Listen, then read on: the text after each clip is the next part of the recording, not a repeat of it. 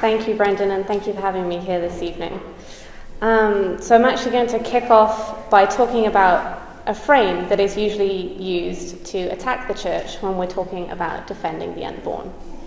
Probably most of you have had, in discussions about the unborn, abortion, people attack you or the church's position saying that, well, if you're against abortion, then you're somehow anti-woman and anti-choice. You don't want women to be free to do what they want. But what I hope to show you today is that, in fact, the opposite is the case. And to really be pro-woman, you have to be pro-life. It is impossible to be pro-woman without being pro-life, just as it is impossible to be pro-life without being pro-woman. Because to be pro-life is to really recognize the value of each person and to recognize that they are worthy of love, no matter what they have done or not done. So Brendan's told you a little bit about me and what I have done or my experience with the pro-life movement. And in fact, I've actually always been pro-life. I haven't had some sort of great moment where I changed my mind. Because my parents were always very open with me about abortion. They spoke to me about it. Because I think for them, they knew that if they didn't talk to me openly about it, then I would be learning about it from somebody else. And probably not in the way that I should be learning about it. But despite the fact that I was always pro-life, there became a point where it stopped being some abstract moral issue that I would defend, but was somehow disconnected from, to becoming something that I saw as a real tragedy. And so I want to share with you a couple of stories that mark these moments when abortion sort of came into my life as a very real thing. So I'm the youngest of 4 children, and in many ways I'm actually lucky to be alive, because my mum and my brother, so her 3rd child, almost died when she was giving birth to him. So when she got pregnant for the 4th time with me, she went to see her GP, and the doctor recommended abortion. He said it was not safe for her to have another child. Thankfully, my mum was pro-life, and she was a doctor herself.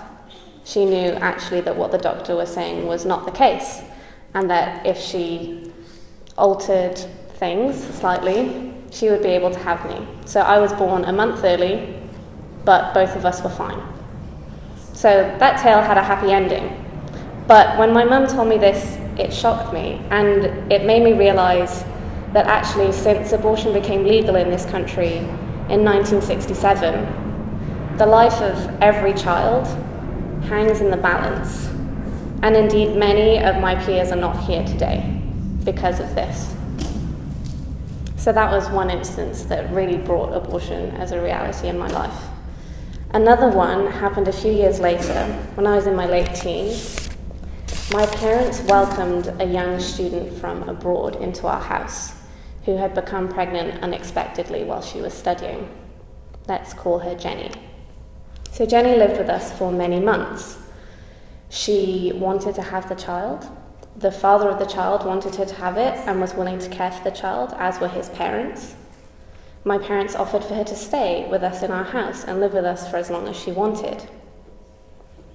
But Jenny faced strong opposition at home, both from the culture which she came from and from her parents, who told her she was a disgrace to the family, that they wished that they had never had her, that she should just not come back if this is what she was going to do. They ordered her to return to her country and to have an abortion, or they would cast her out. My parents, the father of the child, her friends in the UK, they all rallied around her to give her support. But the people closest to her, her parents, did not. And the pressure was too much. Jenny went back to her country. She had the abortion, and she came back to the UK a broken woman. She was never the same again after that. She was living an extremely strained relationship with her parents and with herself.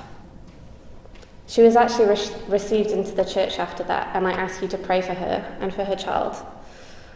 But I can never shake the image in my head of coming back from school one day and seeing her sitting on the sofa at home, curled up, crying, saying to herself, "I did not want to kill my baby."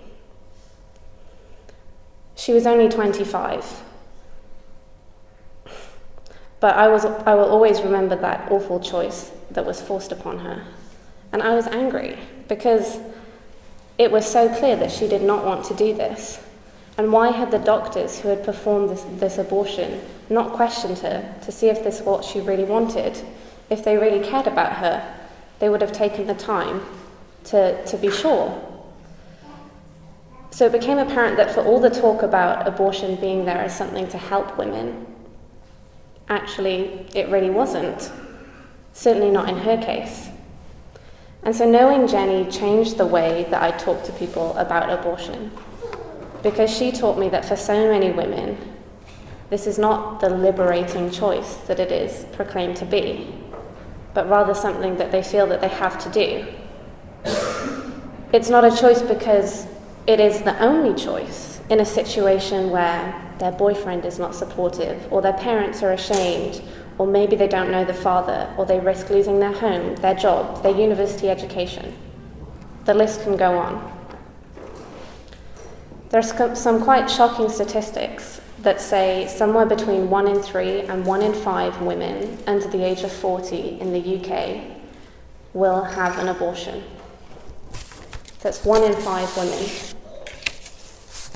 This means, in real terms, that there are over 500 abortions carried out every day in the UK. That's the equivalent of a small primary school every day. So it's within this tragic context that we find ourselves discussing abortion with friends, colleagues, strangers. Such staggering figures show that hardly a family can be untouched by abortion, and many will have direct involvement with it.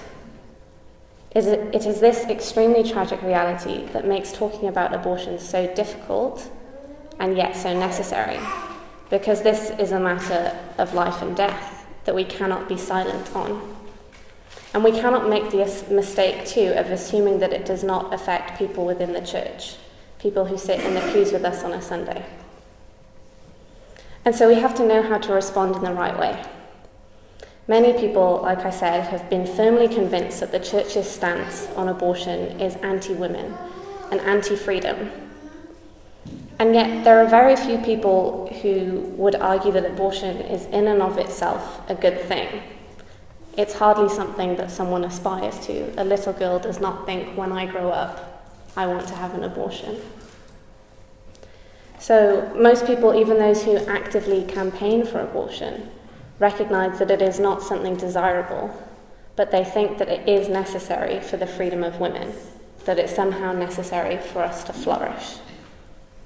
But if a woman is only having an abortion because she feels she has to, that she has to, then that's not a matter of freedom. Because if the circumstances were different, she would not be having it. And indeed, abortion does not offer the imagined solution to problems being presented. To me, in fact, abortion is a sign that a woman has been failed. And the church, which supports life in every circumstance, refuses to see a pregnant woman and her child as a burden, but calls for the dignity of each woman and her child to be recognised. And it says that they are worth supporting, rather than we can offer an abortion and hide away anything that has happened. The church says, no, we will be there and we will support you throughout your journey. In his encyclical on the dignity of women, John Paul II talks about the incredible power and dignity God bestowed on women by entrusting them with nourishing new life. And abortion strips a woman of this gift. So in an ideal society, I think most people would agree that abortion does not exist, and that women are supported to make the best decisions for themselves and for their children, and where a woman is empowered to support life, rather than being told that she is not strong enough to face the uncertainty that a new child will bring to her life. A woman has been failed when she is offered the quick but permanent solution of abortion to temporary problems. Temporary problems that we, the church, should be helping her with.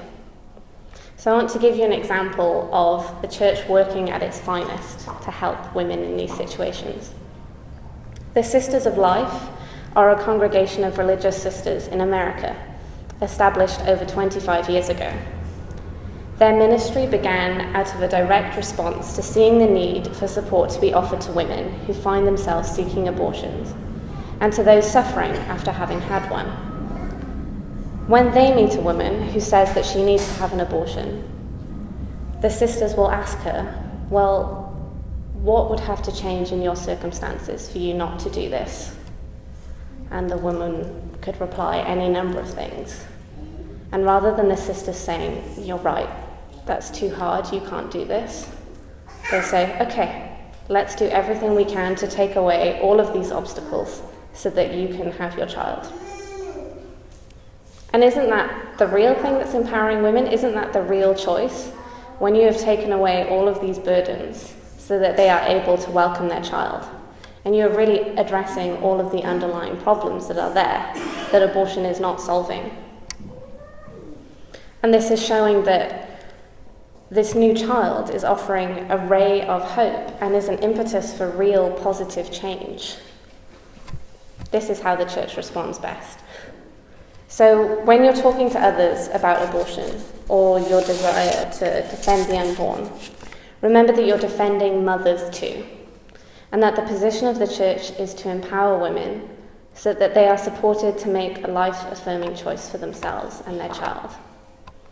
And you must bear in mind, as I said, that abortion is not an abstract moral issue, but a very real and painful part of people's lives.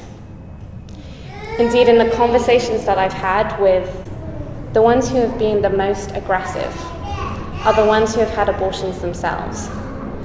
I've seen from speaking to them how hurt they are. And it gets to a point where they don't want to listen to what you have to say anymore because it's painful.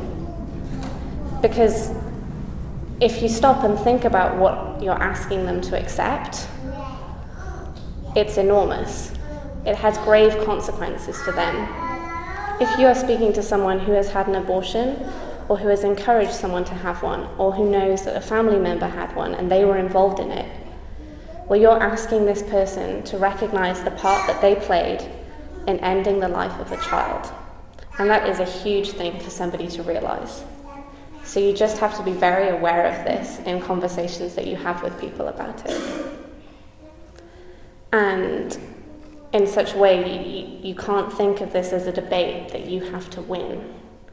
It's not about, oh, in this moment I scored this point against this person and proved this to them. You have to listen to the person in front of you and not just reel off your facts that, life begins from conception, the child is living, distinct, whole, as a human being. These are all very important things, and as sort of the bread and butter that you have to know. You have to know the facts about this and be able to defend yourself when it comes down to that. But every conversation has to be framed with your support for women because of her unique circumstances and the responsibility that she has. So a conversation that you have with someone about defending the unborn could be very different depending on this. I have had conversations before I remember when I was in year 12, so 17, with 17-year-old male friends who I really shouted at because one of them told me, oh, if I got a girl pregnant, I would tell her to have an abortion. And I just sort of looked at him and then really tore him apart. Because I could see just how selfish it was, him saying that. And I knew that he hadn't been involved with anything, so it was sort of appropriate in that situation to really have a go at him. But of course, speaking to someone like Jenny, that is not appropriate.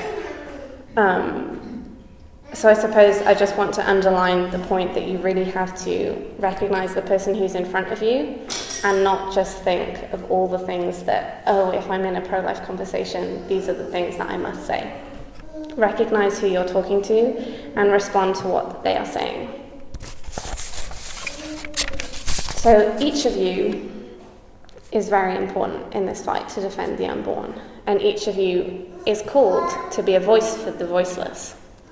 And I just want to say a particular word to the men here this evening. I think too often you are sidelined in this debate, and you're told that your voice is invalid. You can't speak about this because abortion is a woman's issue. That is just false, okay? If behind every pregnant woman there was a supportive man, just imagine how much the numbers of abortions would go down. Your sister, mother, girlfriend, daughter, granddaughter, wife, they all need to know that you are there for them. God has given you a special duty of care for women, and in no instance is this clearer than when they are faced with a challenging pregnancy. So make sure that the women in your life know that you will support them to choose life. We all need to know as well what help is available and begin to create a culture where we are willing to make sacrifices to support others. Pope Benedict boldly claimed that each of us is the result of a thought of God. Each of us is willed. Each of us is loved. Each of us is necessary. This beautiful and awesome reality reminds us of the duty that we have to defend unborn children and their mothers. Each child growing in the womb offers infinite hope and potential for love. But so does each woman who carries this child, and we have to make sure that she knows that. Thank you.